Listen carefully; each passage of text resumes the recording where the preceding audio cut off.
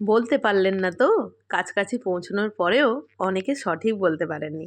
দেখে নিই চলুন আজকে ডিশটা। আদা, পেঁয়াজ, রসুন, টমেটো একসঙ্গে গ্রাইন্ড করে নেব।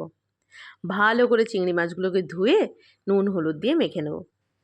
এবার পটলের ছোলাটা ছাড়িয়ে ওর মধ্যে টুথপিক বা কাঁটা চামচ দিয়ে ভালো করে ছোটো ছোটো ফুটো করে নেব, যাতে নুন হলুদ ঢুকতে পারে।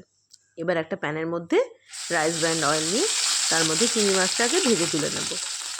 একই তেলের মধ্যে পটলটাকেও ভেজে নেব।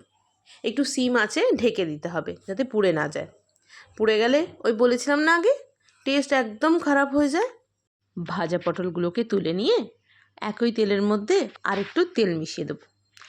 এই রান্নাটা সর্ষে তেলে করলেও খুব সুন্দর লাগে, কিন্তু এটা আমি রাইস ব্র্যান্ডে করছি, তাই আরেকটু রাইস ব্র্যান্ড অয়েল নিয়ে বাটা মশলাটা মিক্স করে হলুদ গুঁড়ো এবং লঙ্কা গুঁড়ো এই দুটো মশলা দিয়ে ভালো করে কষিয়ে নিতে হবে পটলগুলো দিয়ে।